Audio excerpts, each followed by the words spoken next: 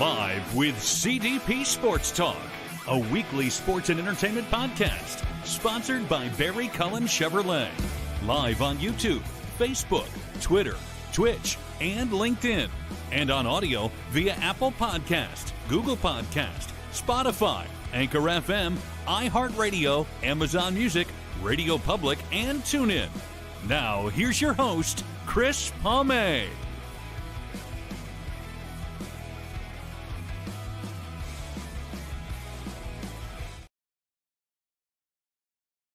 Good afternoon, everybody. Welcome to Season 11, Episode 20 of Live with CDP Sports and Entertainment Talk Show, episode number 570 today, sponsored by Barry Cullen Chevrolet Dealership, located at 905 Woodlawn Road West in the Guelph, Ottawa. Check out their website, barrycullen.com, for the newest selection of new and pre-owned GM vehicles, along with their great selection of all-electric vehicles, as well as Cadillac vehicles as well. You can call the dealership at 519-824-0210 and tell them Chris Palme sent you, or you can email them at info@barrycullen.com. Barry Cullen Chevrolet Dealership has been family run and operated here in the city of Guelph since 1969. And please check out my recent interview with General Manager of Barry Cullen Chevrolet Dealership, Paul Cullen, on my YouTube channel. Paul came on my show the other day and we talked a little bit about his role as a GM and some of the upcoming events at the dealership, as well as some of the new vehicles available at Barry Cullen Chevrolet Dealership here in Guelph. I hope everybody's doing well on this. I can't believe it's already Thursday, August 7th, 2025. Summer is just flying by here, especially here in Canada. It is a nice day today. It's 26 Celsius, about 82 degrees, and I'm excited about my guest today. This is her first appearance on Live with CDP Sports and Entertainment Talk Show. We met through Facebook and Instagram, social media, of course, and her name is Lex Alexander Conley. She is a culinary chef. We're going to talk food with her, and a stand-up comedian, accomplished stand-up comedian out of Delaware, which isn't far from Philadelphia. So we got to talk to her about maybe some Philly sports teams as well. So I'm excited to have Lex Conley on, and we're going to talk a little bit about her business and a little bit about her career, as well as her micro farm that she has too in Delaware. So we're going to bring on Lex Conley right now. Good afternoon, Lex. How are you? How are you? I'm still alive. How are you? And happy Thursday to you and everyone out there. Well, thank you so much. Is this your first Canadian talk show that you've been on? Yes, it is. It is probably the last time I went to Canada, I was in Montreal. So this is the second time I've ever been to Canada. How did you like Montreal, and was it for comedy? I was actually there with my mother, who was performing at the jazz festival. My mom is a actress, singer, just all around amazing human being. And she got to perform there. And I think I was 20 years old. So that was a little bit of time ago. Maybe 5 years ago. Right? Exactly. Absolutely. So an actress, singer, and jazz. Got to ask you this as well. Did you get to check out any comedy clubs there? Because Montreal is one of the top comedy areas in the world for comedy. You know, at that stage of my life, comedy wasn't even a thought pattern. It wasn't a thought process. I mean, I was still trying to figure out what I wanted to do in life. So I was just, I was actually helping my mom afterwards run the show that she was in. She was in a show called Blackbirds on Broadway. And I watched the show from backstage. I wound up learning every cue, every lighting, all the lighting, the sound. So when she wound up touring and doing the show in Connecticut, I wound up working as her dresser and working in costuming. And I almost thought that was what I was going to do, stage manage costuming right out of college. But then culinary got me, put its hooks in me and never let go. I just wanted to ask you another question about your mom being an actress, singer, and a jazz singer. How would you describe her, and how much of an impact did your parents have on your entertainment career as well? Well, my whole life from a young age was mainly all entertainment. My father was an executive, pardon me, an executive producer at CBS News for a couple of decades. And my mother was an actress, original cast of Dreamgirls, Sophisticated Ladies, Once on This Island. I could name so many more. She was a fixture in the business. And when I was coming up, I went to professional performing arts, junior high and high school. Shout out PPAS, all my peoples. Um, I graduated in 1996. Just a little bit of our alumnus there, Alicia Keys, was my valedictorian from my class. She right now has a show on Broadway right now. It's a hit called Hell's Kitchen, which is where I grew up in New York City. And we had Claire Danes, Britney Spears. I believe Leonardo DiCaprio was there for a little bit. We had good stock growing up, and I was around and surrounded by actors and actresses. I have so many stories in my act about all of the actors and actresses and producers, directors, writers that I've spent many hours and time in my life with. And I appreciate that because it made me well-rounded as a person. And actually, it gave me a glimpse of the reality of entertainment. So I knew what I was getting into when I decided to go back into comedy. How important is it? I think this is important in any career, but it is important. You might not be the best at everything. You see, I'm wearing a hat here, but how important is it to wear many different hats? Because I find it really helps in the radio and media industry as well. And I'm sure you can say the same thing for the comedy industry as well. Well, you have to see most of the performers, actors, entertainers who have longevity wear many different hats. Like for Wayne Brady, for instance, comedian, singer, actor, writer, dancer. He also has many. He does plenty. I know he does. He's got endorsements. Most actors have endorsements. I mean, a lot of people used to make fun of actors in the beginning when they were doing commercials, and now every person has to have a product. It doesn't make any sense if you don't. Lex, have you thought about going back into that into the actress entertainment? Oh, I think about it every day. It's just logistically, I am not in the area to do that right now. Plus, I am still a full-time mom and I am a full-time cook. So that takes away from the time that you would have to put into it to really make a dent in a career. Since you brought up the mom part, being a parent, that's a full-time job itself. Can you tell my audience how important is it to have a work-life balance so you don't get burned out? Well, you know what? I really can't really give any advice about that because I'm still trying to learn that work-life balance. I have a habit of getting very involved in my job where sometimes things start lacking at home where I need to be. And I've learned to become that person that centers myself in myself. And that took a long time to get to that place because I'm a workaholic. It's something, and they don't really have like a program for that. You know what I mean? This is It's a called country that's passion like, to me. yes, I mean, but sometimes passion can be misconstrued because the intensity of that passion isn't enough to sustain you mentally, physically, all around. So yeah, finding a work-life balance is part of my journey. And I think I heard a comedian, they said, how do you do it all? And he was like, well, no, I'm not doing very well. I'm actually very tired. But I'm sure when you get on the stage, your adrenaline kicks in. It's just like with doing this show. There's been days where I've kind of not been 100%, but as soon as the camera goes on and I'm talking to my guests, my adrenaline kicks right in and I feel a lot better.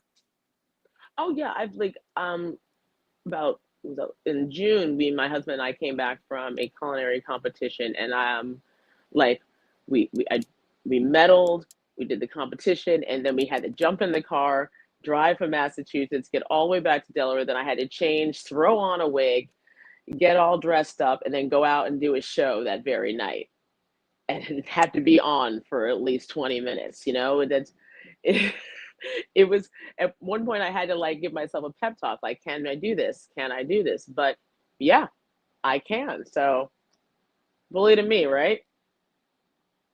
Absolutely. I was reading your bio. You've had an impressive career as a culinary chef and obviously the comedian as well. But I wanted to bring this up too. How did you come about your micro farm and your 26 chickens?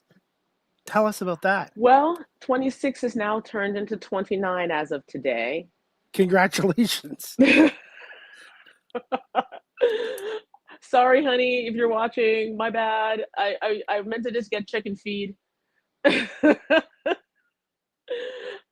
is why I should never be allowed to go into Tractor Supply by myself when there's chickens available. I have an issue, and yes, my husband is responsible for that. When I'm growing up, my mother sent me to equestrian school, rode a lot of horses, spent a lot of time in farms outside the city just to get close to nature. But I was still a city girl through and through. I moved here to Delaware 10 years ago. And on I think it was like our first outing with the kids, with his son, and before I wasn't pregnant then, but like I said, we were in a blended family. So I think Aiden was, he must have been like 3 or 4, 13 now. It's a big boy. But there was a petting zoo inside of the state fair, and he saw me picking up chickens and petting goats and having a good time. And he says that he saw that smile on my face, and within a few weeks, he built a chicken coop in our backyard and got us chickens, and then said, "This is what we're doing." And I was like, "Oh my gosh!" At one point, it was a little insane. We had 2 pigs, we had 18 chickens, and 36 ducks.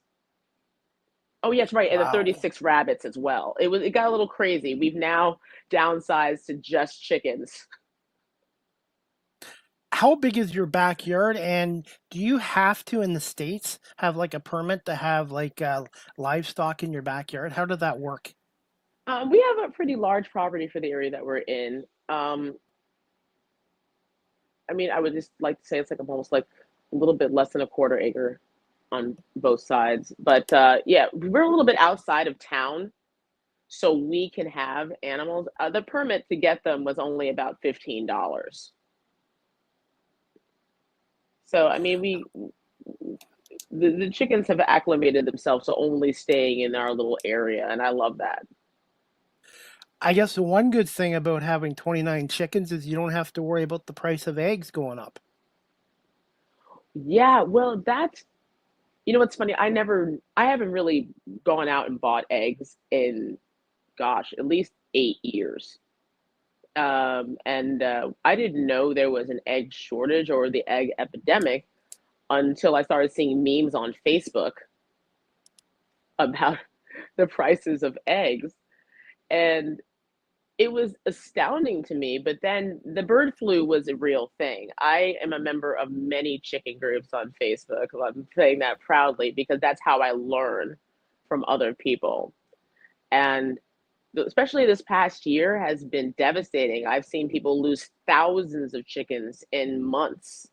And because of that, there were no available chicks this year. Every year, there are people like me who wander into Tractor Supply and accidentally get 10, maybe 15 chickens.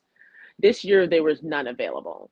It was very dry, and everybody was scrambling. So then everyone started hatching their own chickens out, and we did the same. We hatched out a whole new flock, which was it was a learning experience. I don't know if I want to do it again next year, but hopefully we don't have to deal with the bird flu as badly as we had to do it this year. How much work is involved in looking after chickens?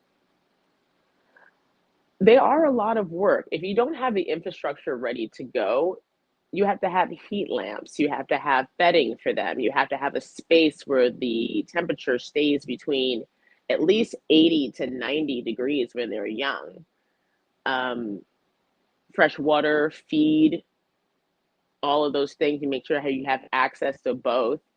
And my husband's a carpenter, so I'm lucky, and he can build a coop in less than a day. So I'm pretty spoiled. But a lot of people have to buy them, and the market, of course, has many types of coops out there. But these plastic ones that people find if they have really bad weather, like Massachusetts has crazy winters.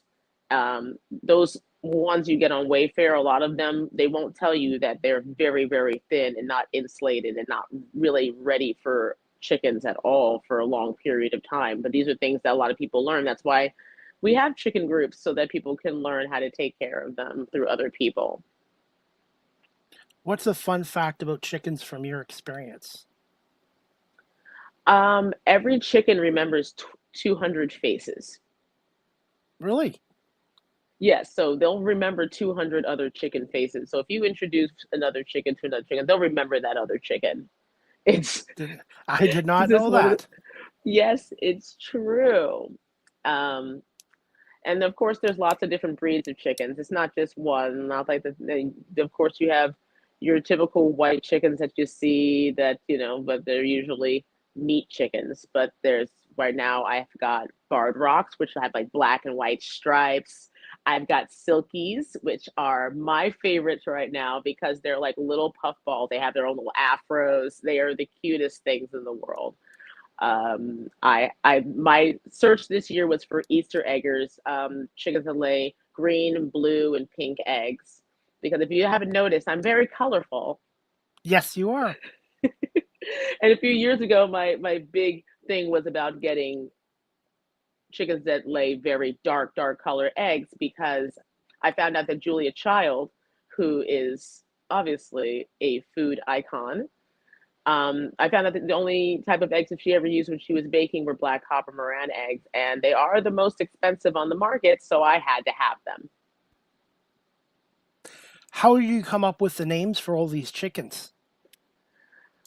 Um, it usually happens just out of just I have like one chicken that I named. She was brown, and the Grammys had just finished, and I was just like, she's dark and she's brown and she's beautiful. I'm gonna name her Dochii because that's where. And then I have one chicken that makes a lot of sounds, and he sounds like Beaker from Sesame Street. So that became. There's still verdict out whether or not it's a male or a female. I'm just waiting to see whether or not they crow. When they crow, we only have a couple roosters, so they're gonna have to go. But we send them to a nice auction where they go to new families. That's awesome. At least that's what we tell the Let's kids. Well, I just learned more about chickens today, and I've heard chickens are more intelligent than people give them credit for. Oh yeah, they're fantastic, and they're this flock I've gotten way more hands on than the last flock. I was very cuddly with them when they were young, so they know when I'm coming outside. They know when I have food, and they also know when not to go into my garden. I've trained them not to do that, and I think that the fact that they respect that because they feel how much I love it, that they leave it alone. That's amazing. Lex, I wanted to get into now your culinary career, and where did you attend school for your culinary class, and who were some of your early influences and mentors in culinary cooking?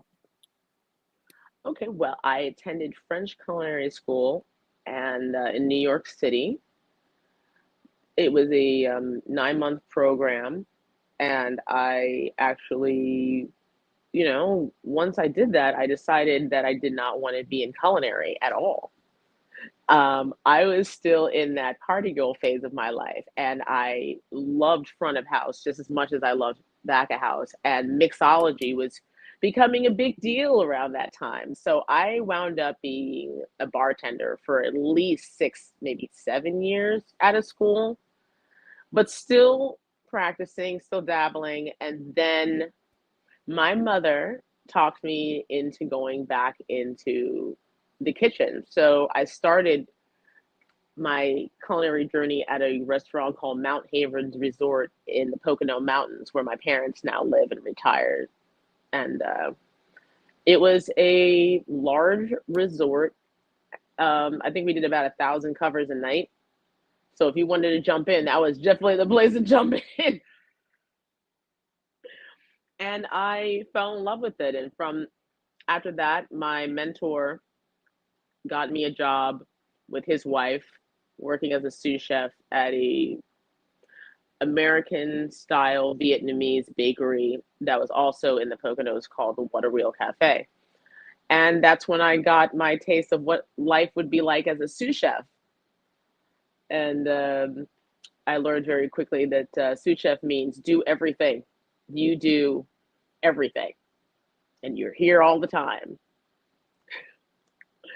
Then I guess I bounced back into being a mixologist for a little bit, and it wasn't really until I moved here where I was really, oh, that's not true. In New York, I was working at some really nice places because I have to say the Jacob Javits Center was one of my favorite places to work. I don't know if you know about the Jacob Javits Center. No. So that is a huge, Comic-Con, the auto show, it's a huge event space in New York City that takes up about 6, 7 city blocks, all made of glass. I got to watch that place being built from my window when I'm growing up in school. So I'm in Manhattan, and it's a massive production. And my husband who is also a chef, wound up working at the Javits Center with me one night, and we put our cutting boards next to each other, and we've been together ever since. But before that, I worked at Eatery, which was a beautiful establishment. There were 7 different restaurants in there, and I got to work at Monzo, which is the meat. Monzo means meat in Italian, and it's beautiful, beautiful. I got to learn a lot working in New York, but I really got to really hone my skills here in Delaware. You mentioned that you were a bartender for 6 or 7 years. Did you have one drink that you liked making? And as a culinary chef, what are some of the most popular foods that you prepare and cook in Delaware and also in New York? Okay, those are some. Okay, so when I was a mixologist, I really use a lot of my culinary skill with my mixology, making purees, making really beautiful garnishes. But the one drink that is still on a menu somewhere in New York City was my orange ginger mojito, because I was squeezing orange juice, and I was bringing local mint from local markets that I would go to when I would go to farmers markets. And I was using this beautiful ginger liqueur. And so I wound up just making my own along with a ginger simple syrup. And it was just like eating orange candy with a little hint of spearmint at the end. And it was just a very good seller. Also, I make a creme brulee martini that is outstanding from what I hear. I haven't had a chance to ever drink it, but I know that people love it. So it's a little party trick that I like to pull out of my hat every time I go out. You know what I mean? What was that experience like in that role for doing that for 6 or 7 years? Well, it should have been more enjoyable, but I had an issue with alcohol at the time. So I don't recommend being a bartender if you have an issue with alcohol because you won't have any fun. I love the glamorous part about it because I could be very pretty behind the bar and I could wear whatever I want, as opposed to being in the kitchen where I have to suit up. But the thing is, I love suiting up in my chef coat. Like, that's my favorite part. It almost feels like I'm on a mission. And the mission is to make the food. So it's very, I did not ever wanted to go, never wanted to go into the military, but sometimes when I'm in culinary, it kind of feels like that in certain aspects. Structure, lots of Yes, structure. the structure, things being where they need to be, where they're supposed to be. And then a lot of people like to call service going into combat, but I would never want to compare it to combat as disrespect any of our soldiers out there, but it is intense and it's heat and it's dangerous. And then it happens so quickly and then it's over. And then you got to wake up in the morning and do it all over again. Lex, are you able to talk a little bit about your sobriety and how did you what helped you um, what helped you overcome it? Well, let's see. I would say that I wasn't living up to my fullest potential as a human being. I got sober. I will be sober 5 years at the end of August. Yay. Congratulations. That is awesome. Yes. I never thought I would actually be this sober. I was one of those naysayers saying that, when you go into the program the first time, you always hear, find hobbies, find things that you love. I didn't know I didn't really have any extracurricular activities that wasn't involving alcohol. My whole entire life revolved around it. I guess at that point, my brand was drinking all the time and partying. And it wasn't a good look. I was battling a demon inside of me. And a lot of that was connected to fear of pretty much a lot of things. A lot of people don't understand that a lot of the demons comes from fear. I like to tell people in the program, like, fear is just a door that you need to walk through. Not You can't run through it. You got to walk through it. It means you got to go through all the steps, figure out what you're scared of, what's making you be this scared that you need to numb yourself this way. And I've been through those moments where the insecurity would eat away at me sometimes, and not able to be myself and trying to be what I thought everyone else wanted me to be instead of just being who I wanted to be and be unapologetically me. And now I'm living in my own skin and I enjoy it, and you can't take it away from me. Lex, for those people that are watching this show live stream or on audio and they're struggling with alcohol right now, what advice would you give to those people? My advice is, first of all, you can't do it by yourself. The AA program itself is available on every platform now, especially since COVID. COVID made it possible for us to be able to communicate the way we're doing right now. With the same thing with groups in AA. But also, you have to get healthy. The drinking is not going to make anything better. It never really does. Anybody who has an issue and decides, you know what, let me have a few drinks, as soon as the drinks are over, the issue is still there. So my recommendation is just stop. And the idea of that sounds like that's insane. Can't just stop. Well, actually, you can. You can just stop. It's just you're fearful of all the things that come along with stopping. And I definitely know that because this wasn't an easy fix. I had been trying for many years to let go of the alcohol. And this was the first time that this is like the longest time I've ever had. And I will still consider myself an alcoholic until the day that I die. But I know in my heart that I am doing the work on myself to better myself so that How alcohol is not an option. how important is it to have a strong support system with family and friends and like say AA? Oh, you have to. And I always tell everyone to just celebrate living sober. The best thing to do is bring everybody in so they understand. Make your amends, follow the steps, do the big books, read the books, read every book on sobriety, whether you agree with it or not.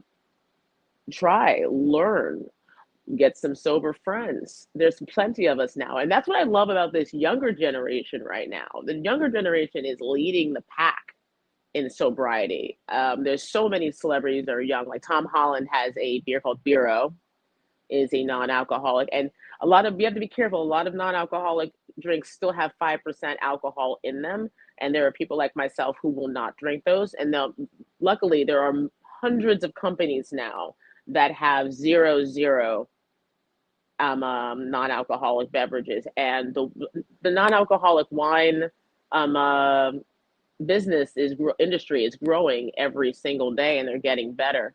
Um, I usually don't gravitate towards non-alcoholic wines and beers unless it's like available at a party or a wedding and maybe I want it. But I'm more of a kombucha and sparkling water type of girl, which is what I'm using right now. So For me, water. I, that's I I right. do I do like beer, but I don't drink a lot of it. I can only have it once in a while.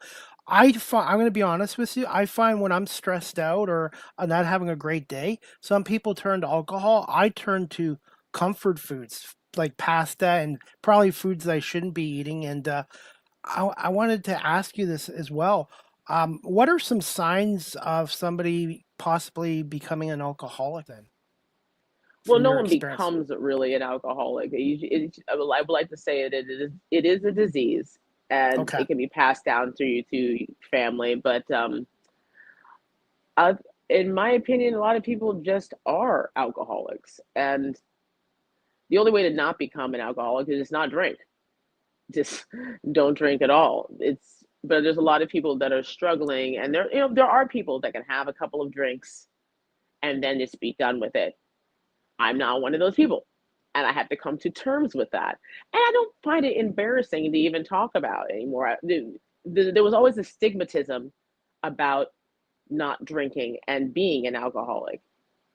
And in my opinion, this whole this whole country and everywhere they glorify alcohol so much that it's kind of, I mean, it's embedded in our society that alcohol is where what you're supposed to do at the end of work. You have a couple of beers at the end of the night. That you can't turn on you can't turn your TV on. You can't even go to the movies without an alcohol ad.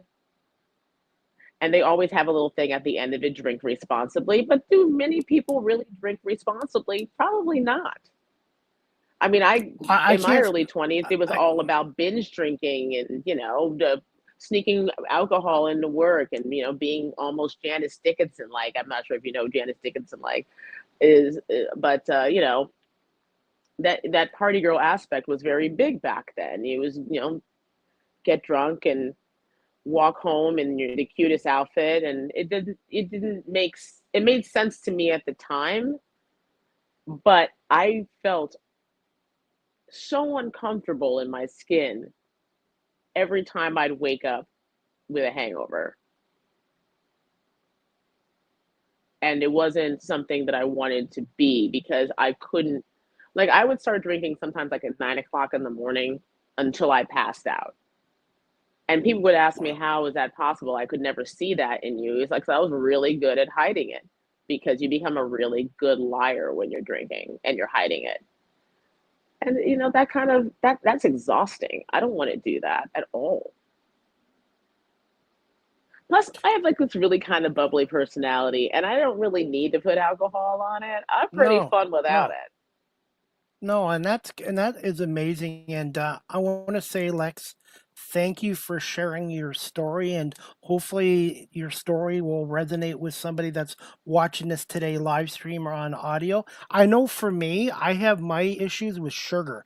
I'm a sugaraholic, and I find when I eat chocolate or eat sweets, I can't stop. It's like an addiction. So I've a lot of that stuff I've given up because I just when I have it, I can't do it in moderation. I've learned how to do a lot of things in moderation. Obviously, not chickens.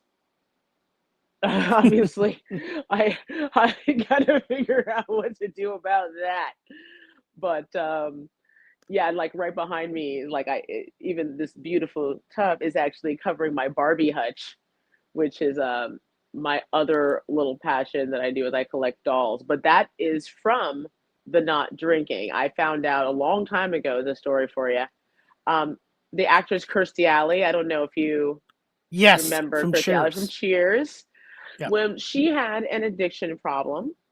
And when she got sober, her sponsor told her to find a hobby.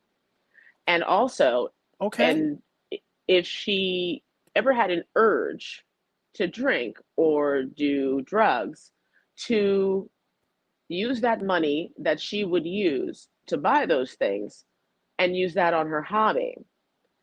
By the end of I think about 10 years into her sobriety, she had a whole crafting wing on the side of her house. And so she was crafting. And I thought that was amazing. Like her hobby turned into a big deal. And then I also wondered, Lee, girl, how much were you drinking? But also, she that always stuck with me when I was getting sober. So in that first year, I think I had a lot of adult coloring books, and I love that because that's a great way to relax. Just get some colored pencils and color in between the lines. Oh, just thinking about it right now gets me excited. But I was gonna ask you this later on, Lex, but since you brought it up, besides, well, other than your other hobbies, just tell us about collecting Barbies and how many do you have so far, and do you have a bucket list for your collection, and possibly one day having a Chris Pame doll too?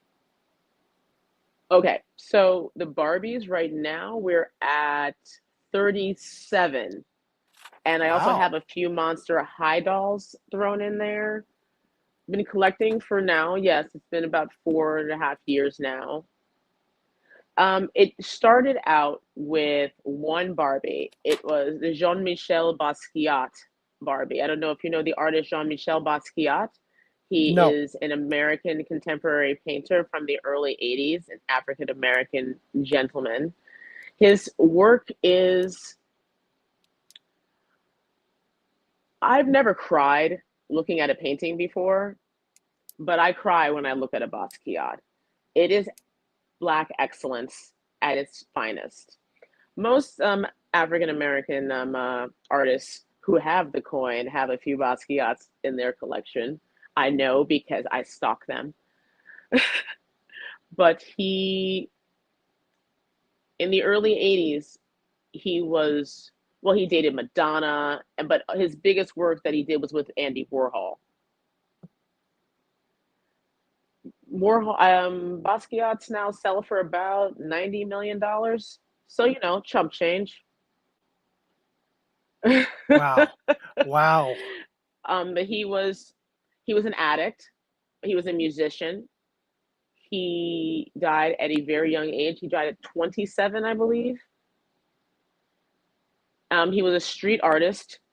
He used to find material on the street in New York City, down the Lower East Side, and he'd paint on it. And you can't find any of that because people removed those walls as soon as he became famous. And he had to deal with the adversity of the art world and the racism that comes with it. And it unfortunately it consumed him, and his need and consumption for heroin and the fast life and living and just insecurities in himself and his race, in his art.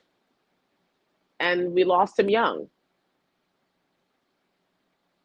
But when I saw that Barbie, I said to myself, this is a work of art. This is my one chance to have something that is connected to the things that I love. And then I went down the internet rabbit hole where I started seeing all these different types of Barbies. That it's not just the Barbies that I grew up with, which was just peaches and cream, which is one of my favorites. You would get little themes. They're doing something that's revolutionary for women.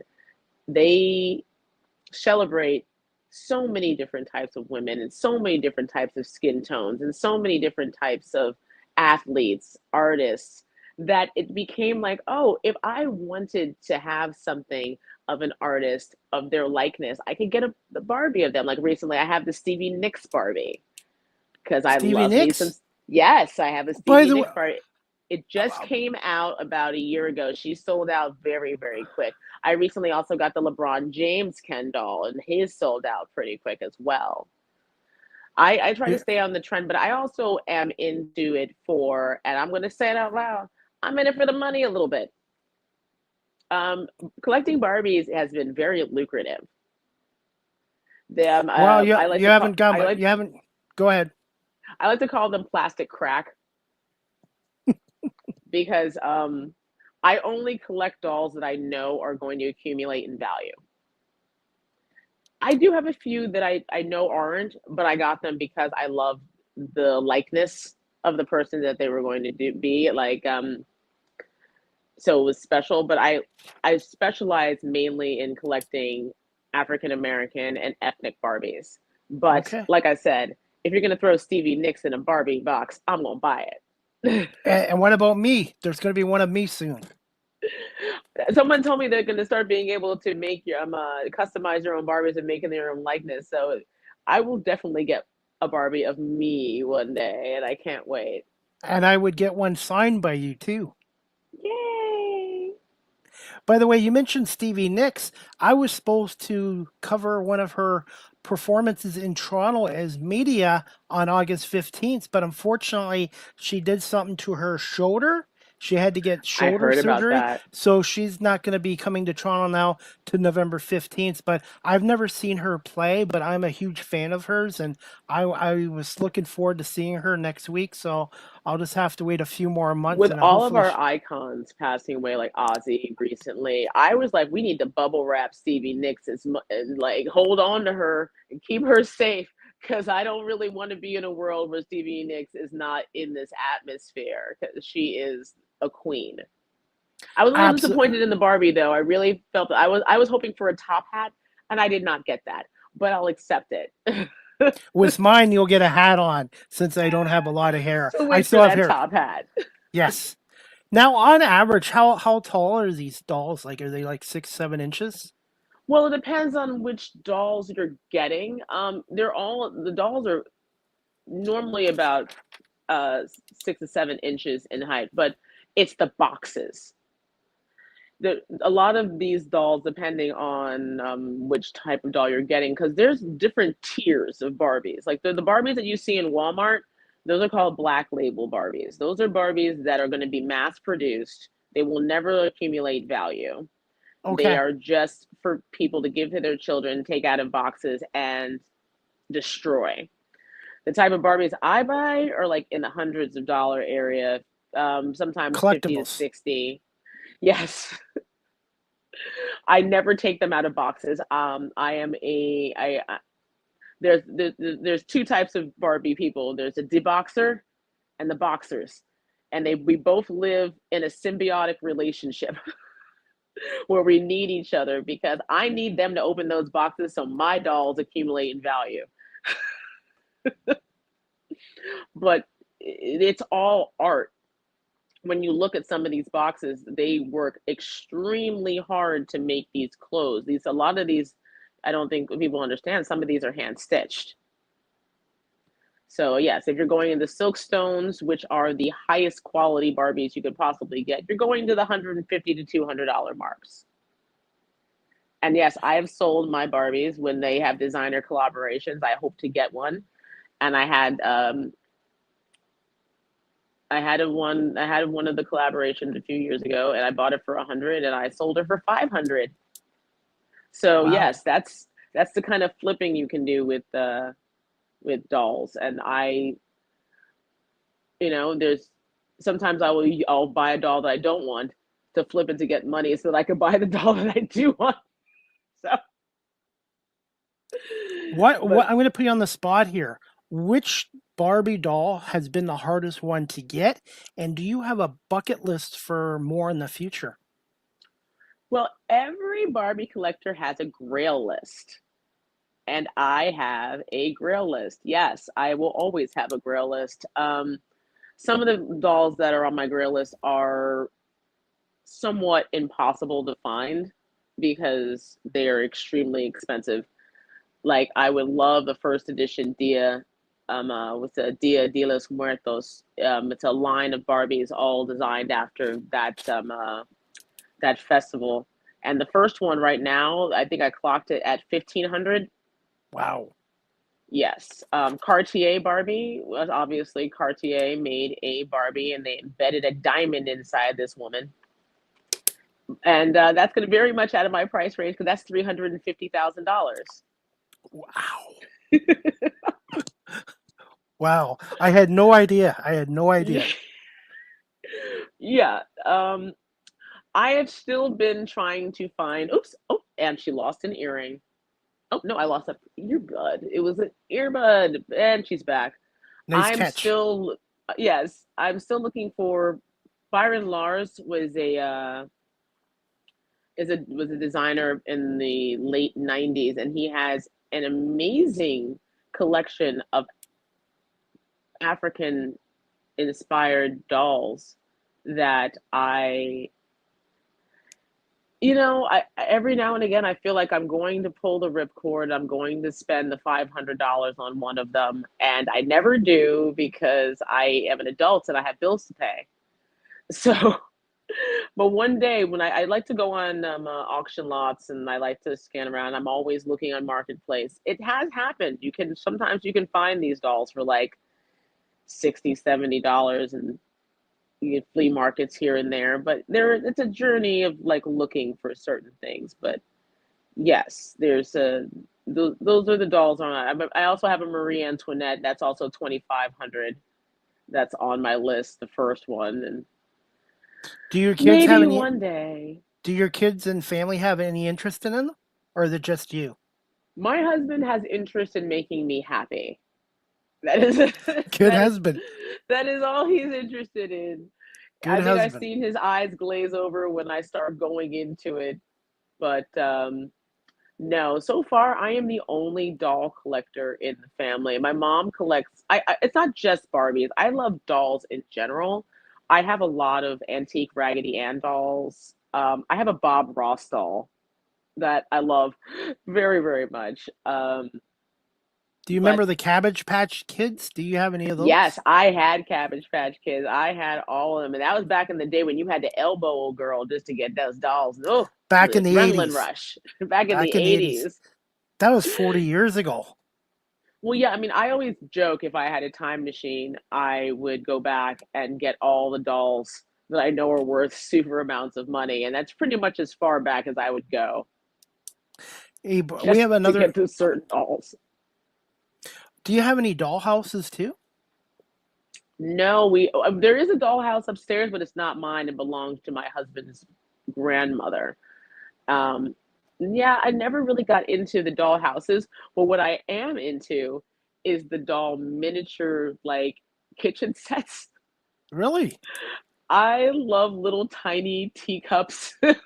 And like anytime I'll see a nice set, I'll put it in the mantle and I'll put them around the house. I don't know why. I just think they're adorable. I had some. Actually, my mom had some antique teacups, but she ended up donating them. Unfortunately, they were not doll size ones. If they were, I would have sent them to you. I'm living in my old lady phase where I find You're only um 25. shut up. Thank you. Of course I am. And like I said, I'm doing without Botox, so good for you, Alexis. Same here. Same here. Same here. Oh, but not, I mean, there's all these shows now about removing filler and going back to your natural look. And here I am, like, asking everybody for like Botox for Christmas. So, We've got another viewer uh, watching, and the viewer's name is Cheryl Alexander. She goes, I went into labor with Lex at a Kenny Loggins concert where Michael McDonald and Stevie Nicks performed. That's quite a story right there. that's my mom. Hi, Your mom. mom. Hello. Hi. Hello, mom. How are you? Yes, yeah. My mother went into labor with me at a Kenny Loggins concert, and she didn't want to leave. She was like, "This baby gonna have to wait. I paid all this money for these tickets." And you know what? That to me, the 70s, I like 60s music too, Motown music in the 60s. But to me, the best eras and decades for music and creativity were in the 70s and 80s. I don't know. What are your thoughts? It's hard for me because I love every type and genre of music. I think the '80s was great for musical theater because I'm also a musical theater nerd, so I love all of the songs from the chorus line and the original Cats and Starlight Express. If you don't know, you'll find out. I mean, you look it up. It was I mean, it was probably one of the worst musicals people say, but I love the music. It was all on roller skates. It made no sense, but it was great when I was a kid. Um, Music for me, I love Queen. Queen is like Favorite Queen song. favorite Queen song. The show must go on. Um, that has always been in my repertoire because I do sing, and that is one of the songs that I sing on a regular basis. Um, I love me some Aerosmith. You know, I've seen them in concert at least 3 times. I've seen Metallica in concert 7 times. Wow. Yeah, yeah, I have. It's great. I love me some Billy Joel. I just finished watching his documentary on HBO Max recently, and I forgot how much of Billy Joel was in my repertoire growing up. But my first albums growing up were Culture Club, Cyndi Lauper's She's So Unusual, and Michael Jackson's Thriller. Those were the 3 albums that I was listening to constantly. And of course, Michael Jackson, because I mean, now that I found out recently that I'm pretty embedded into Michael Jackson's history, that it makes sense that that would be my first album. I'm going to put you on the spot here. They obviously didn't have social media back in the 70s and 80s with Michael Jackson and Madonna. Do you feel if they had this social media back in the 70s and 80s, Madonna and Michael Jackson would be as big as Taylor Swift is right now? Well, okay, let's just be perfectly clear. Michael Jackson and Madonna didn't need social media. That's true. That's absolutely true. I think the fact that they became famous without it is a testament to their careers. I mean, Michael is and always will be an icon. I recently found out that I am the little black girl at the end of the We Are the World music video. Wow. Did not And know I that. It was found out that 85, Michael right? Jackson, yes, 85, right? apparently 85. Michael Jackson has been using my image in his concerts for decades, and I had no idea. I'm going to Also have to on the look for song you. Mama Say, Mama Sa, Mama Kasa, I'm one of the voices in the choir. Amazing. So yes, he is still, you know, Madonna in her own right. Madonna will always be the hungriest woman in the entertainment business. Um, she had to fight a lot of people to get where she is. You know what I mean? And she even had to fight her own demons to get where she is because I don't think she wanted to come to terms with being 60, but you know, when she finally did, she blossomed again as a performer. And I love how she's always been able to reinvent herself. And she is the blueprint of every pop star. Absolutely, and age is just a number. Going to put you on the spot with this question here, since we're talking about MJ and Madonna. What is your favorite MJ song and Madonna song? Okay, so favorite Madonna song would be, I want to say Ray of Light, but I also want to say Like a Prayer too, because both songs, when they come on, I'm just like, I'm in my 90s girl era. It's just having a great time. But I think it's because those were some of, I think that was when she was really getting into the studio and really doing, especially the Ray of Light, that whole album.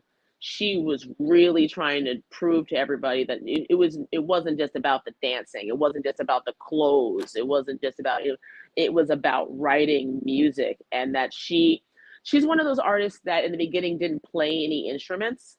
When she had to, you know, when she wanted people to hear her music, she would have to sing it to them. She'd be like da da da da da da da, and she could do arrangements like that in her head, and that's extremely hard to do. To be able to do all the arrangement in her head and still not be able to play an instrument, it means that her mind was so tuned into the music that she could just develop a song just out of her head, and I think that's amazing. I've talked to a lot of musicians on this show and comedians, and I find both careers, they find what they're doing, comedy and music, is like therapy. It's cheaper than going to see a shrink. And also, music is very powerful. It can, as soon as I hear a certain song on the radio station, sometimes it takes me back to my childhood back in the 70s or even the 80s. And for me, Michael Jackson, my favorite songs, I like all his songs, but Rock With You and Billie Jean are my two favorites. And then for Madonna, I would say Holiday. As soon as I hear that song Holiday, I go back to 1985. Well, there are a lot of artists right now. Like there would not be a Lady Gaga without Madonna. There wouldn't be. I really don't even think there would be a Taylor Swift without Madonna. Madonna opened a lot of doors where the music industry was like, "Oh, we can bank on a female tour because they do make money." There's still this whole thing where a lot of producers, a lot of these big um, uh, record companies, they don't like female acts because, I mean, look at me right now. I am just a stand up comic, but I have a lot of bells and whistles that come. It's hair, it's makeup, it's nails, it's a lot of money. Guys are cheaper, boys are cheaper. So to give them getting the money for female acts, it's they would rather do a male act than a female act in a heartbeat if it comes down to finances. So when you see a record company putting the money into their females, you know that that usually will probably be the only one. If it's a small label, they probably only have one or two females that they're putting that money and that energy in because of how expensive it is. And Madonna had to deal with all that in the beginning, but she navigated it like a pro.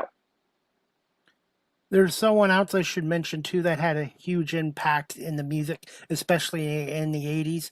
And she passed away, I think, 13 years ago, Whitney Houston as well. Yeah, Whitney, I, obviously I love me some Whitney.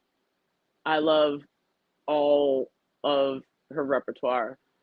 What I don't like is the fact that, you know, as African Americans, we have a history of just not seeing things that are like right there in front of our faces when it comes down to our artists and our people. And I felt like we all kind of knew that Whitney had an issue with drugs and alcohol. And we all just were like, she's fine. She's fine. As long as the music was good, we were fine. And when the music was bad, that's when everybody turned on her.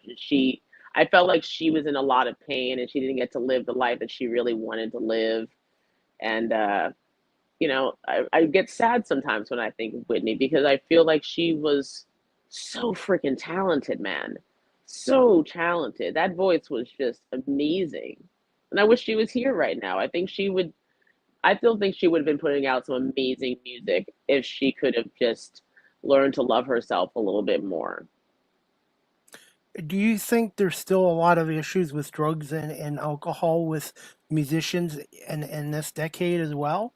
Or do you Well, like feel Bill Maher says, I don't agree with heroin, but it sure makes my CD collection a lot better.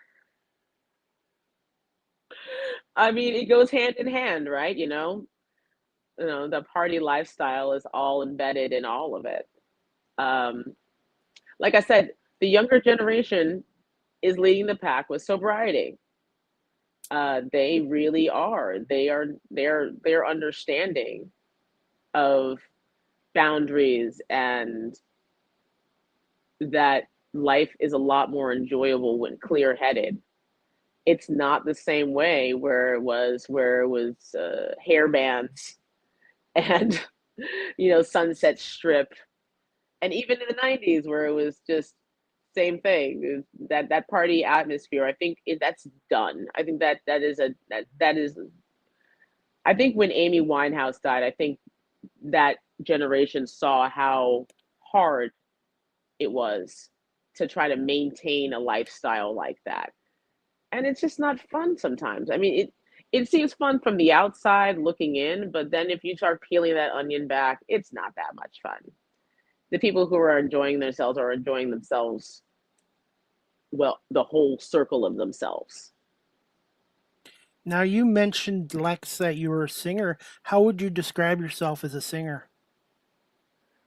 That's a really good question. Okay, so obviously I said I started in musical theater.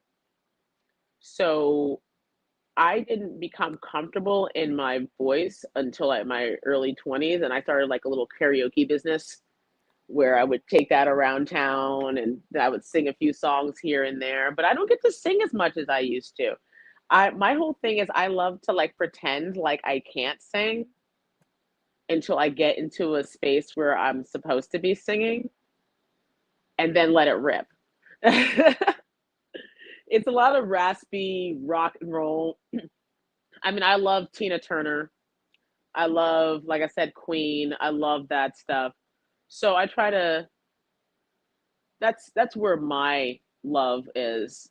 I also, like I said, I recently came back from a Kesha concert over the weekend where I saw the Scissor Sisters and Kesha play, and I love those early 2000 bangers too. I respect it all. I tried karaoke once in New York City. I did it in 2019. I'm gonna be honest with you, I had too many drinks in me, but it was a lot of fun. But unfortunately, the owner of the bar is like, "Yeah, stick to radio media. You don't have a future in music." But karaoke is a lot of fun. Well, I was one of my favorite karaoke experiences actually happened recently. Last year, I was getting off of work, and I found out there was a karaoke place right around the corner, and there's a place called Freddy's, which is a bar and Barbie bar. The owner collects Barbies. It keeps all of his Barbies all around the bar. You'd be in heaven there. I was just like, so it was karaoke, like my two of my favorite things in the world, Barbies and karaoke. How could I not love it? So I sign up, I turn around, and who is there? Cal Penn. I don't know if you know Harold and Kumar, those movies growing up. The Harold and Kumar go to White Castle, but Cal Penn is there, and it was just surreal because you grow up watching his movies, and then he's just sitting at a Barbie bar, an LGBTQ Barbie bar, and singing Grease Lightning. So you're just kind of like, this is the best day of my life. And I got to sing in front of him, and I got to sing Journey, which another 80s band that I love. Don't Got stop to believing. sing That's one of Open that's Arms what. from Journey. And Okay. yeah, I rocked it. And he was like, that was crazy. And I was like, thanks, Cal Penn. Can you give us a little sample of your music? Oh, no, we're not doing No. that. I'm not warmed up. And I always say I never sing when someone asks me on the spot, ever. Deal. Good to know. Good to know. And I can't either. I have no musical ability. Okay, well, go ahead. Oh, no, no, I was waiting on you, baby. This is your Okay. show. I just live in this world with you, baby. Yes, absolutely. And we've done 1 hour. Are you okay for a little more time and more If questions? you're good with having me, I'm right here. I'm not Yeah, doing okay. anything. I'm in between jobs at the moment. Okay, perfect. I wanted to talk to you about your comedy career and how you got started in the comedy industry and who were some of your early influences and mentors in comedy.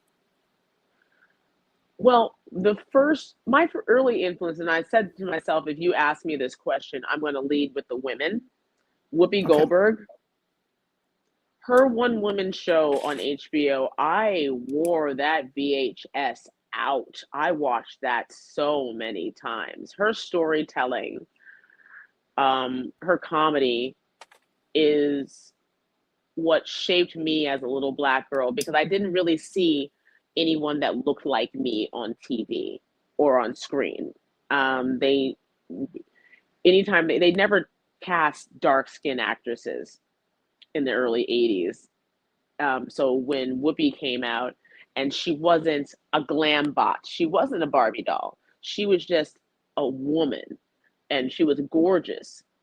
And her comedy, her sensibility and her wit, it was dry. It was, I mean, how do I explain it? It was almost like there was a musicality to her comedy. but it spoke to me. There's like this one scene I remember she was playing a little girl, and the little girl had a white sheet on her head, and she was like, "This is my long, luxurious blonde hair." And she went through the whole skit, and it was like a 20-minute skit, but there's so many layers to that particular uh stand-up scene, because she's talking about insecurities in herself as a Black woman, but also joking about it at the same time. And I was like, how do I find something like that in myself where I could be that raw and tap into something like that and make it funny? Then, of course, Joan Rivers. I didn't get into Joan Rivers until very late into my life, like my early 30s. But man, that woman, whoo, I miss me some Joan. I miss me some Joan Rivers. That was a dirty old woman. But she also is embedded into the fashion world as well. I want to know what she would think about all the faux leather now and the cutouts and the mesh, because that was stuff she hated back in the day, and that's what everybody is wearing now. But her stand-up career was just amazing. And then we got Carlin, Red Fox, Eddie Murphy. Those are all the influences. Richard Pryor, of course. I love that. And when I was reluctantly getting into stand-up comedy, my parents actually paid for me to go to comedy school when I was like, I think I was 30. Was I 30? Oh, yeah, I guess I was 30. Maybe Well, it you're was, 30 maybe I was now. late. You're 30 now. I know, I'm 30 now, so it was like yesterday. They paid for it yesterday. Thanks, Mom. No, it was my mom tried to push me into stand up for a long time. Everyone's always like, "You're so funny. You should do stand up. You should do stand up." Now, that when people tell you that you're funny, you should do stand up. You should first go to a stand up comedy club Open and mic. talk to people and do an open mic first and see if that 7 minutes on stage or 5 minutes of what you get is what you really want. Because it is completely different telling jokes in the shower or telling jokes to your family than it Our is getting on coworkers. stage and finding the beat when people start staring at you. And 7 minutes is a long time. 5 minutes is a long time. We usually get 7 here at the comedy club here, but it's a long time. And I see people go up there and they think they got 7 minutes locked down, and then they get up there and realize they only got 30 seconds. Got to ask you this: stage fright. Have you had stage fright, or have you seen a comedian where All the they time. went on the stage and they kind of shrunk in the spotlight? I watch it every Monday night when I do the open mics with everybody. We have it, and it's happened to me too. I'll have all these jokes in my head, all these jokes and stuff. I'm gonna try new material. I'm gonna try this. I'm gonna try that, and then you get up on stage, and your mind just completely goes blank. Um, when I first started in comedy, I started in New York, and I was blessed to be able to play Caroline's, Gotham, Eastville Comedy Club, some really great clubs. New York, Stand Up New York, run by Jeff Lawrence, who's a close friend of mine, was always helping me out getting shows. But I didn't think I was particularly very funny. I I had like some core jokes, but a lot of them were very dirty, raunchy things that I would say out of shock value more than actual jokes. Hi, baby, I see you. That's my baby girl. Hi. um, so Tell I her didn't thank you really. So so much for watching. I decided to transition into hosting, and I started my Okay. own burlesque comedy show called Sinners and Saints. We Do had tell fire us. acts, we had contortionists, we had five. We always had five comics. Uh, of course, dancers from all over New York, and the show started with drag queens. But when we moved to Harlem, the area that we were in wasn't very safe, and I didn't feel comfortable having the drag queens walk through that area. So I wound up transitioning to females and doing burlesque. in that aspect. But now my goal now is to bring that show to Delaware, and I'm working on it. And it's a costly show because I don't do anything half-assed. That's just not how I do it. And I'm now What working about with a pardon. have you had corporate sponsorships? Have you looked at into getting sponsorships for this? I'm working on it. It's something that I stopped doing comedy when I moved here to Delaware. So it was like basically 10 years I hadn't been doing it. And then one night, my husband and I had one of our little marriage spats, and I was looking up stand-up comedy, and I found that there was a comedy club right down the street from my house. It was like 15 minutes away, and it made no sense to not go to the open mic. And now I'm involved with Mooncat Comedy and Dream Big Venues, which is a performing arts center in Delmar, Delaware, 2 East Grove Street in Delmar. We do there's shows going on there every week. There's an open mic every Monday night, and I have been using that as my sounding board to really get back out there. And I'm having a great time doing it again. I've been booked for shows, and here's the funniest thing: I'm now getting paid for comedy. What is that happening? People don't understand. Like in New York, you can do 7 to 8 shows, and maybe one of them will pay you. You're doing bringer shows, so you have to have 10 really loyal friends who have jobs because they have to pay the $30 ticket. Then there's the drink minimum. So they have to be able to buy at least 2 drinks and a food minimum. So they have to be able to at least buy an appetizer or an overpriced chicken finger. And you have to be able to have 10 people do that every single time if you want to perform for at least 5 minutes at a major club. At least here with Mooncat Comedy, I can perform, and it's not about bringer shows. We want to get as many butts in the seats so we can pay for the space and pay for, to keep the lights on. But the comics do get paid out of that. And the first time someone handed me $60 for 5 minutes of comedy, I was elated and I was surprised. I was shocked. But it's definitely, it's not just about the money, it's about the camaraderie of being in a room with comics again. As for your burlesque variety show, you've mentioned some talent. Have you been working on getting some ventriloquist acts for your show as well? I'm looking on getting every type of act I could possibly get. If people out there see this, hit me up in my DMs. I am looking for burlesque. I'm looking for fire acts. I'm looking for contortionists. I'm looking for blockhead acts. I'm looking for just old vaudeville type acts to do this show. I want it to be spectacular. Even in a small space, I know I can put on a really good show. Do you have a website, and how often are you doing this? Well, I'm not going to do the website yet. I have my own website that is purely for my culinary. Right now, I want to see if I can just get one show off the ground. And we have a budget now. So we're sitting down. We're still doing the talks. It is still in its early production stages.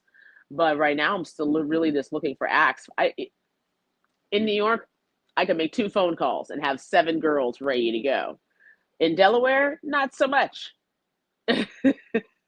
So if there's any girls out there that, want to show me your stuff or set up an audition, please slip into my DMs and let me know. I am really want to get the show up by October to maybe have a Halloween show, but I'll wait as long as I possibly can until I find the right people for it. I ain't going nowhere.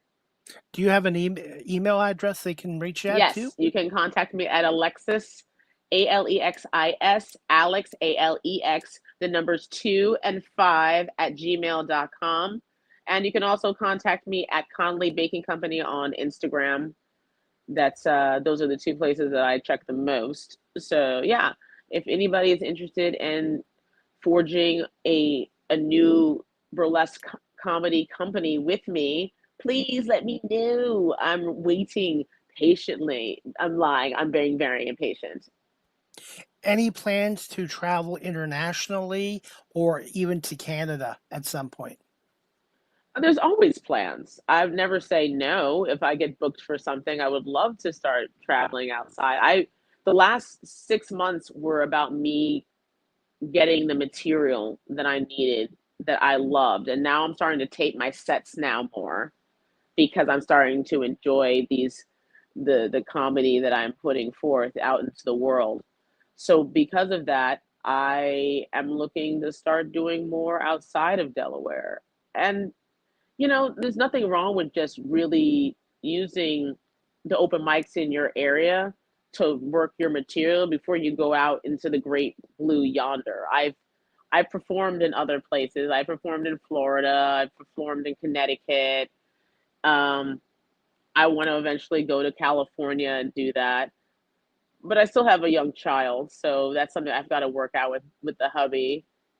But if it happens, it happens. Look, I will never turn down a gig.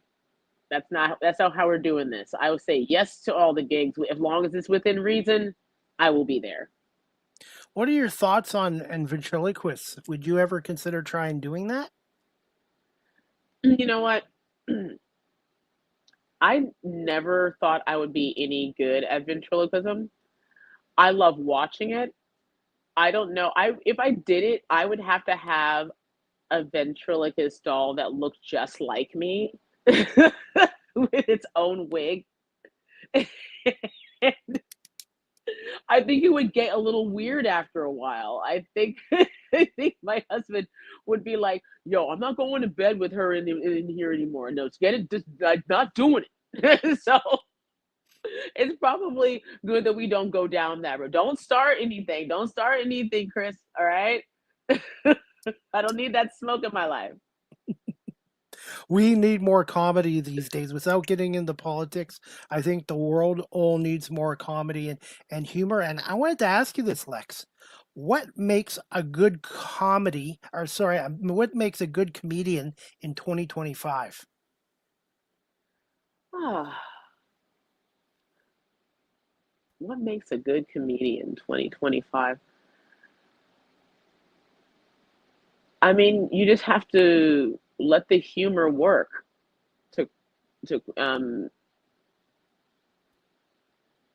comedy shouldn't be personal, even though it is essentially personal because you're letting all of this stuff out to people and you're telling them all this stuff about you and you're trying to open up and get them to open up. But I mean, it's a roll with the punches type thing, but I always say take it seriously. If this is what you really want to do as a comic, be reliable, be a person that can get on stage and turn it on and entertain people. Memorize your sets. Obviously for an open mic, you have your books out, your phones out, make sure that you know your stuff, but it's show business and business is longer than show. So you have to remember that those people are paying money to see you be funny. So you've got to at least, I mean, always come with your 5 core jokes. Always come with those, and then you can work in new stuff whenever you're ready. But if you're doing a show, make it funny, make it worth it. Every show counts, whether there's 3 people in the room or 100. Play to every single person that's in that room because you never know what opportunities are in that room. Lex, as a comedian, what is more difficult to perform in front of? A large packed audience or an audience where there's a very small, tiny audience of, let's say, 5 people or 6 people at most? You know what? In every aspect, I performed to like packed rooms. I performed to 2 or 3 people in a room. Like I said, every performance should be like you're performing to 20,000 people. Every performance should be that. That's why I always come dressed and makeup done. Like you would never see me at a show in sweatpants Like that would never happen. I would never.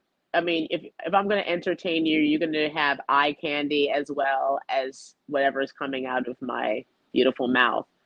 I I want people to be entertained on all aspects when they come to a show. So yeah, I'm gonna put the work in for you, and I that's pretty much how I look at it. I want people to know that I'm putting in the work as much as they did to come there, the babysitters and or maybe just just spending their hard-earned money to go out and have a good time. I want them to know that I'm in it with them, and I don't really care if it's 2 to 3 people or 10 or 100. I'm going to give it 110% every single time I'm there. You mentioned outfits. How important is it to have the right footwear being on stage? Well, being that I'm probably going to eventually have to have surgery on my feet from years of 6-inch heels and running around New York City. My father told me, you're going to have foot problems. And I'm like, you can't tell me what to do, Dad. I do what I want. And now I'm like, oh, so are they flats? Because Mama don't do no 6-inch heels no more. But yeah, the proper shoes really. I've been like waiting to go on and wearing the most uncomfortable shoes. Like you can feel your feet being strangled. But because I am such a masochist for fashion, I'll just wait until I can't take it anymore. But I'm a slave to fashion. And someone once said to me, fashion is pain. And sometimes it is, man.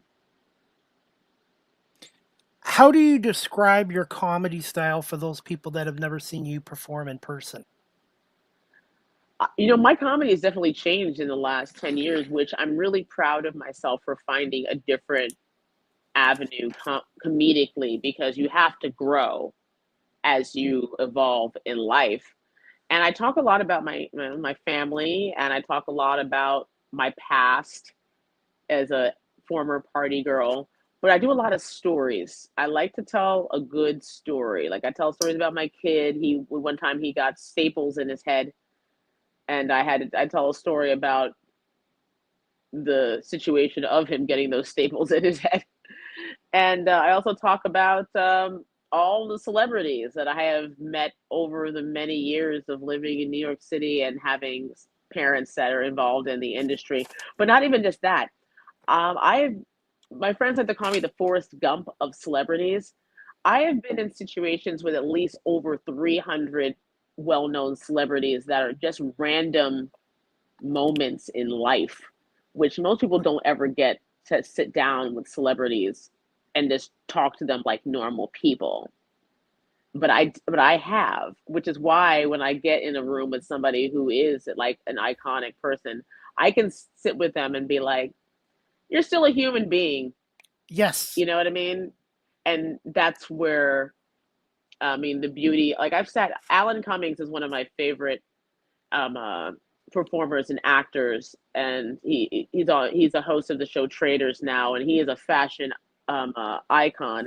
And I just remember hanging out with him at a bar one night, just having drinks and talking about the movie Spy Kids for hours and hours. And like when you tell people these stories that you've had these experiences with people, they're like, oh, they're real people. Yeah, they're real people. They go to the supermarket just like you. They they run out of toilet paper because they forgot. They are just like you and me. And that's how I deal with celebrities doing media work. I just be myself and I talk to them like I'm talking to you or anybody else. I treat everyone like a human being, and they tend to open up to you. And it's just a great feeling because sometimes you have a perception of somebody on TV or on film and radio, and then you meet them in person and they're completely different. Well, they're always going to be completely different. Like even when people meet me, like I now have realized that I cannot go outside in my do rag and no makeup because people recognize me now, and I'm still getting used to that. Like I'm not, it's not in a narcissistic way. It's just like I have been in situations where like, hey, are you that comic? I'm not wearing like a bra, and they're like, I'm like in Crocs with no socks on. And I just can't do that anymore because I would never do that in New York. You would never catch me like that. So I've got to start thinking about that. But the fanning out, I get how that can be uncomfortable for people. So I've learned to not be a fangirl when I'm around people that are, I mean, unless it's somebody that I really can't help. Like sometimes I just, even myself, I've got my rock stars that I think are my rock stars. And when I'm with them, I'm just like, get it? Oh my God, I love you. And they're just like, calm down. But when it happens to me, I'm like, oh, is that what I look like? Oh, I'm crazy. I get it. Lex, when you do a live performance, do you have any rituals or superstitions before you go on stage? And how long does it take for you personally to engage or gauge an audience mood that night? Well, I think I had one of the worst sets I've ever had, like this past Monday. I just could not get the jokes out. I had some, but to prepare,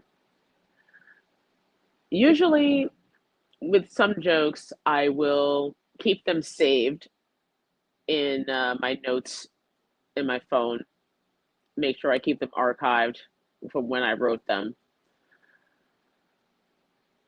I try to go on early if I'm doing an open mic. If I have a chance to sign up, I try to go on early because I don't like having other people's sets influence my own set, especially if I'm trying to try out new material. I like to try at least 3 or 4 new jokes at an open mic because that's the only way I can see an audience's reaction. When I get the reaction, I like to write down on my paper where I got the reaction and then roll the jokes together and see how I can fit them together almost like a puzzle piece where I'm creating the act in small bits every like 1 minute here, 2 minutes here until I have a whole 7 minutes. So that's kind of what I like to look forward to do. On average, how long is one of your performances? And do you prefer to be the opening act, the middle act, or obviously the closing act? Oh, I don't really care where you put me when it comes down to a show. I'm not big enough to have like all of those. I want to be the headliner. We're not there yet. You're not there yet. So I'm just happy that they want me on the show in that aspect. But you know, we have to have your sets. You got to have a 5 minute set. You got to have a 7 minute set. You have to have a 10 minute set. You got to have a 20 minute set. Those are the numbers you got to hit. And I always like to sit there with a timer at home and do my set to those timers so I know where I need to cut, where I need to pace, what I need to add in. If there's a punchline that's dragging, I need to figure out how to fit it in into those particular time frames. So if somebody says, "Hey, can you do 5 minutes?" Yeah, I have the 5 minute set. Sure, I can tell you that. Oh, you want to do 20 minutes? Sure. Okay, I know exactly where the jokes go. Do you have guinea pigs that you use to test out your jokes? Yeah, well, that's also the fun part about culinary too, is that I don't think anybody knows that I'm using them as guinea pigs for jokes. They just think that I'm just talking to them. And I will basically be writing my set while I'm talking to people. So if there's something that I want to see if people will laugh at, I'll just start a conversation about it. And I'll riff off of whatever they're doing. You know, chefs are the funniest people. I've gotten so many jokes from the kitchen that it's almost undeniable that the kitchen is its own comedy club in itself. Do you And so write down your jokes? Do you write down your jokes? I write down everything. I do like a stream of consciousness sometimes. It will start with one joke, but if I hear a line that is super funny and that I know is funny, I will just stop doing everything I'm doing and get it written down so I won't forget it.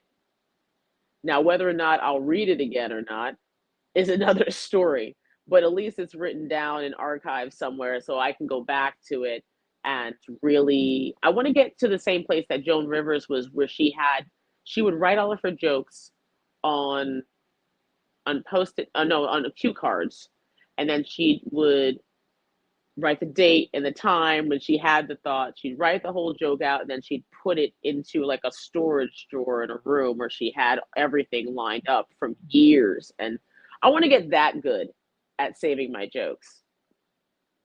What are your thoughts on ad-libbing as a comedian? I'm getting better at it. The people that can do it the best right now, I mean, like Matt Rife is amazing at doing it. Nikki Glacier, she's amazing at doing stuff like that. Also, who else? Gary Owens, his crowd work is amazing.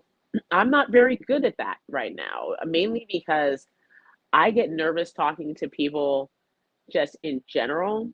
So when I'm on stage, if I start talking to the audience members sometimes, it's almost like I'm breaking the fourth wall and the illusion is gone if I include them into the show. And I also find that a lot of people go to shows they don't want to be included into the shows.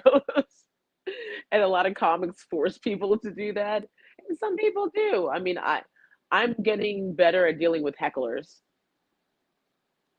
I had a heckler. Well, she wasn't heckling. Her phone was heckling me because her phone kept going off in the middle of my set. And at one point, I just kind of sat down next to her, and I was just like, "Okay, come on, what's going on with this phone?" Like I was just like, "Come on, is it a hot date? You can tell us all. We kind of had to rip off of it a little bit, but yeah, like Monday nights, it's kind of like the Wild West of comedy here in Delmar. So you never know when someone's gonna walk in. Like last week, another comic was heckling another comic. Like, and I kept like looking at him like, you can't heckle your fellow people because it doesn't help anybody. But in other retrospect, he is helping because there's going to be situations where you're performing at a bar and somebody's going to get too drunk and they're going to also want to be in the show. And you got to learn how to handle that because that's all part of the business. Adversity, absolutely. And as we wrap this show up, Alex, what have been some of your favorite clubs to perform at in your comedy career? And what has been your toughest audience you've dealt with as a comedian so far? Okay. Toughest audience. I performed at a bar. I don't even know if it still exists in Harlem years and years and years and years ago. Now, mind you, I was still drinking at the time. So I think I had way too much. I had way too much to drink, and I just couldn't get any jokes out, and it just made no sense. Everything I was saying was like half a joke. I'd start a joke, and then I wouldn't finish the punchline, and basically, like the room was not having it at all. They were just like, "This is not good. It's not good at all." And I went home with my tail in between my legs, and like was just like, maybe I shouldn't be doing this anymore. But I have since realized that without the booze, I am way funnier and I could pull things out of my hat a little bit. But my favorite rooms, and I have to say this, that my favorite rooms right now is Mooncat Comedy, Dream Big Productions at Delmar. I love being in that little tiny comedy space. It's my home away from home. And but if Gotham Comedy Club wants to come a call in, I am not going to say no. That and the Comedy Cellar, those are like, even though I've already done Gotham, I want to do Comedy Cellar, but I'm not. I don't think my comedy is there yet, but it will be there. I'm pretty sure it will. Maybe I'm giving myself. I know I'm doing really well because I am booking shows and everybody thinks I'm doing well, but I never like to toot my own horn because I think I can always get better. Stay humble and hungry. Exactly. And 100%. I have And I have another viewer. He wanted to say hi to you. He's watching on Instagram. His name is Edward Hearn. He's an aviation mechanic, and he also rides motorcycles. So Edward, I wanted to say hello to him, and he wanted to say hi to you watching the show as well. Well, hello. And if you have any extra motorcycles lying around, you can send them to my address here in Delaware. And he's going to be a future guest of mine in the next couple of weeks. Edward's going to be on my show as a guest and talk a little bit about motorcycle riding. He does it for competitiveness, and he also is an aviation mechanic. So I'm going to have an interesting show with him as well. Well, yes, when I get big and I have my private jet, I'm obviously going to need your services. So we should definitely become friends. And I don't know why I took on this accent, but when you say aviation, I feel like I should have this accent. Do you have a Canadian accent?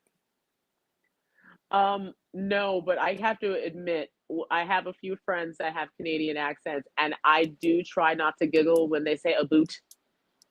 I just think it's so adorable. Or and we say we're sorry a lot. Yes, Yeah. we actually, one of the competitions that I did, we did two of our chefs that we competed with were from Canada.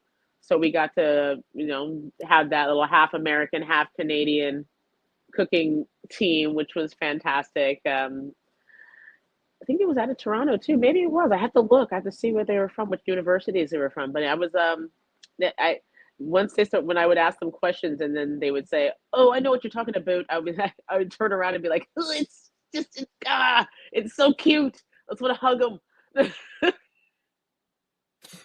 How tall are you, by the way? I am 5'7.5". I'm like the shortest person in my family. My mom is like 5'9", 5'10" mom, I think. Yeah. And my brother is 6'7". Wow. Yeah, Wow. he's a big guy. Did he play sports? Shout out to Steve. No, he is an amazing rapper, Steve Frost. He just finished a huge concert in Poland recently. If you like really good music and really good rap music, Steve Frost. Also, he was featured on the Cyberpunk video game. For all of his music is on that video game, and it's pretty popular with those little kids out there. So he's doing his thing. I'm very proud of you, big brother, and happy birthday. Happy birthday. And by the way, I'm 5'6" since I'm now over 50, and I'm a non-rapper. But you're in a great package, and I love it. Absolutely. Just hopefully when I hit 60, I won't be under 5 feet. Well, I know black don't crack, but 60 is already scaring me as I'm thinking about it. So I don't really know what we're gonna do there. I don't know how much Botox is gonna keep me happy, but we'll find out, won't we? What makes New York City and the surrounding area such a great place to perform comedy? Oh, everything is close by. That's what makes New York so great, is that it's a small area with lots of comedy clubs, as opposed to when you go to places like LA and Florida, where everything is pretty spread out. You can do 10, maybe 15 shows a night in New York. You can't do that in Delaware, in Florida, and other places, because you got to pick up, you got to drive, you got to go there. At least in New York, everything's in one small little package, and you can hit all those places. That's what's great about New York. And speaking of my memory's kind of shrinking. I did have a video clip that you sent me on Facebook last night, so I'm going to play it right now if that's okay. Oh, that's great. Make sure you can hear the audio. If not, we'll fire the audio guy, which is me. So just bear with me. Get it together, audio guy. I will. If not, I'll be fired. Give me 1 second, and I've got the volume turned up. 1 second, and this is courtesy of your Facebook page. Thank you for doing this. And this video clip is called "Why Kids Suck." I came in that house the other. My stepson's been here visiting, and he's 13. And I came in the house, and he was standing next to my air purifier, and he was just standing there and making these faces and staring there, and I'm like, what the? Little nigga, what the fuck you doing? And he's like, nothing. I'm like, I can obviously see you're doing something. What are you doing? And I look down and I see that the light on the filter is going from red to green. Then red to green, then red to green again. And then I'm like, bitch, are you farting into my air filter? And he's like, yeah, don't come over here, the air quality is fucked up. Thoughts on that, on your video, and which club was this at? That is Dream Big Venues. That is the little comedy club I was telling you about that I do every Monday night. But also, I'm also featured now as a baker there as well because we just got our licensing and they wanted to have food. So I actually, as a Conley Baking Company, is being featured there as well. And I bring donuts and I bring brownies and I bring cookies and they're already packaged and I sell them there and I get to do some stand-up comedy. So I'm really excited that I get to do that. Do you ship It's a fun to little place to go. do you ship to talk show hosts in Canada? Well, you know what? We can work on that. I'm sure there's plenty of dry ice I can get some baked goods on, and I can take that out to you anytime soon. We'll talk. I'll definitely see if we can get you a little care package from Conley Baking Company. And to honor you, I put your logo in the background here. Thank you. Yes, I was working on that very recently for my brand because, Very I have a catchy. seasonal baking company that happens every Thursday. I mean, sorry, Thursday. Every Thanksgiving Eve, I start a little baking company here where I make cheesecakes and pies and Oh, specialty items and I sell them. And, it's not like the biggest business. I want to have a brick and mortar one day, or maybe even a food truck. But just getting myself out there and one pie and one cheesecake at a time is how we're going to be able to do it. Is how we're going to be able to do it. what's your favorite cheesecake and pie to bake?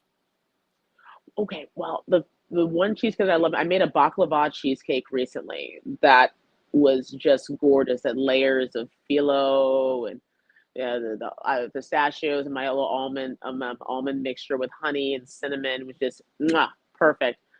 But recently at the comedy club, I've been making these apple cider donuts that are out of this world, and I'm really proud of it because it is my recipe. Also, I worked really hard on my chocolate chip cookie recipes, so I actually do make a lemon meringue cheesecake that is so fluffy and so yummy, and I get to put lemon curd on it, and then like you torch the meringue, and it's just so pretty, and it's ooey, and it's gooey to eat, and everybody loves it. On my way over now. Do Well, you you're have a totally website? invited. You just got to get past the 4 dogs. Okay, I like dogs, by the way. Oh, and they love people, so that What's works their out. names? What's their names and the breeds? Right now, I've got Millie and I've got Biscuits. I named him that because he's got these little paws that look like little biscuits, so that's why he's my baby. A Minion is our bulldog, and then I have Little Bit, which is my Chihuahua Beagle, who is locked up in the bedroom because she barks at everything. Finally, as we wrap this up, I'm definitely want to have you back on again in the future, Lex. What are some fun facts or fun facts about yourself as a chef and a stand-up comedian? And do you have a question for the host CDP? Uh, Fun facts about being a chef is that I, as I get older, I get better. I like to learn from the young people in this industry because they do have something to say. And every day that I go into the kitchen, I like to learn something new because that's what being, and it's the same thing with comedy too. I love to learn from the young people and I love to take that energy and transport it into my own energy and like maybe like I don't know, just come together and make something beautiful happen because you're never done learning. But even as old as I am now, I've learned that I will always be a student in my life, and that you just have to roll with the punches. And any questions for you? How's my lighting? Perfect. No, it's perfect. That's perfect. One thing I'm working on in the future is getting my own little studio built here as well. So, but yeah, everything is perfect. So, as for myself, do you have a quick question for me? Um, Actually, not even just a question. I just wanted to say something to you. How much I appreciate you as a person. I know we've just recently met, but I have seen so many women of color on your show. You've interviewed more women of color than most major news stations in this country. And it is a beautiful thing to watch. And I just thank you for seeing us in the way that we see us. This Yes. and it's a pleasure to have another ally out there that sees the beauty in the work that we as women of color are doing out there. I mean, we're there's a lot of us out there grinding, and a lot of us will never get any kind of acknowledgement from anyone, and we accept that even though we don't like it. But just even just to get just to have you celebrating women this way, I appreciate you so much. Thank you so much. And I just want to have great guests. If somebody has an interesting story, I want them on my show. And what I'm most proud of with my show is I love to have a diverse lineup of guests and topics. And I'm trying to prove to the radio industry that 53 years old is not a liability, and that being self-taught into radio and media, I can pretty well talk to anyone, and that's how I am. You can be a billionaire, or you can be someone that's a dishwasher or work in a gas station. I have that. I feel like I have a good connection with people, and I just love the storytelling aspect and meeting new people, and even making some new friendships off of this as well. Well, you have a long-term friend with me, Well, thank CDP. you. So just so you know that, all right? Don't ever be a stranger. No, and comedians are some of my best friends, and right now we all need more comedy, and I think what you're doing is amazing, and I'll have to bring you back on again in the future if you're interested, and talk a little Of more course. about being a chef, and a little more about your baking company as well, because I have a sweet tooth, I admit it. Well, how about what we'll do is I'll make sure I send you something, and then you can try it on the show and tell everybody how great it is. How about that? We'll work that out. Deal. And finally, Lex, where can our audience follow you on social media and the best way of contacting you? And do you have any plans of your own podcast show in the future? Yes. Okay. There is a lot of things coming up. I do have a show coming up at 2 East Grove Street in Delmar on the 20th in Delmar, Delaware. That's our next big show. And then also, I can't really announce where I'm going to be working as a chef yet because I have till Sunday to make that decision. But if you follow me at Conley Baking Company, you can find all my links through there. Conley Baking Company at Instagram, and then Karaoke Queen 2000 on Facebook. But you can always just follow me, Alexis Alexander Conley. You can find me really fast. I mean, there's very not that many black women with pink hair on Facebook right now. So you can find me pretty easily that way. And then I'm also on Threads, same thing, Alexis Alexander Conley, and then Alexis Co 5 at TikTok. I think I'm following you on TikTok too, I Yeah, believe. that's still a new animal. I'm getting a lot of views. I do love it. It's a great way to get some good pictures up because I do love food photography. So And I I'm sometimes, making my way in the world. yes, and I joined TikTok 5 years ago, and it's a good tool. The only thing is, I would tell people, if you go on TikTok, use it for content creation, stay out of the political stuff, because I find there's still too much of that on there. Yeah, I mean, I like to watch it. I don't like to do it. I'm not very political. No, Not no, anymore. nope, don't blame you. And I want to Me as the say, 92 representing the 92%. You know what? We're just gonna let it burn. Yay.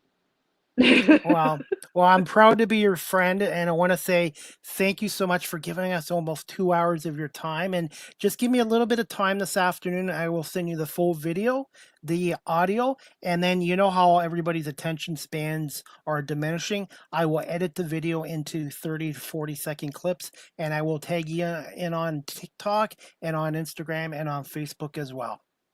All right. Well, I had so much fun. You didn't take up any of my time. I was looking forward to it, and I hope we get to do this again soon.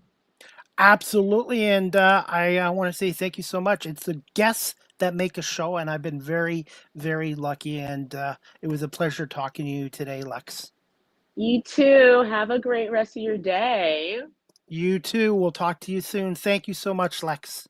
Bye. Bye, everybody. Bye. All right, everybody, that concludes season 11, episode 20, overall 570 of Live with CDP Sports and Entertainment Talk Show, brought to you by Barry Cullen Chevrolet Dealership at 905 Woodlawn Road West in the Guelph Automall. Check out their website, barrycullen.com, and tell them Chris Palme sent you. And you can also call the dealership at 519-824-0210 or email them at info@barrycullen.com. I'm going to wrap this show up quickly, guys, because I have another show tomorrow. And speaking of that, next Live with CDP Sports and Entertainment Talk Show, again, sponsored by barrycullen.com, is going to be on Friday, August 7th, at 12:30 p.m. Eastern with my special guest, Ratchet Tracy. She is a stand-up comedian out of the Houston, Texas area. So Ratchet Tracy, a stand-up comedian from the Houston, Texas area, will be on our show tomorrow at 12:30 p.m. And then I'm going to have the weekend off, and I will be back here next week with more shows and more great guests as well. And again, I want to say thank you to my guest, Alexis Conley, a culinary chef and a comedian and a baker and a micro farm manager as well, for coming on our show today. And I want to say thank you to everyone watching this live streamed and on my audio platforms, and to some of our viewers, Cheryl Alexander and Rainbow Pop Tart and George Hearn for watching this show as well. And I'm looking forward to my next show, Ratchet Tracy, tomorrow at 7:30, stand-up comedian.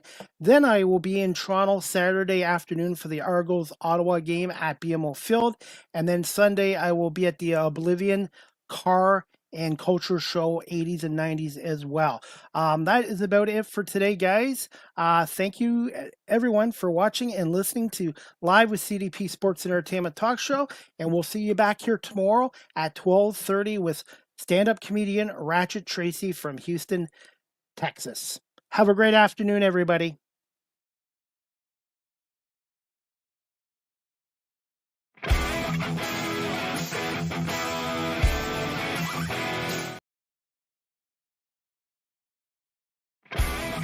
Live.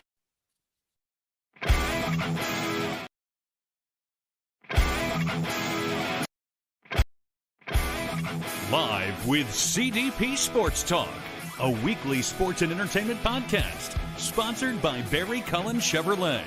Live on YouTube, Facebook, Twitter, Twitch, and LinkedIn.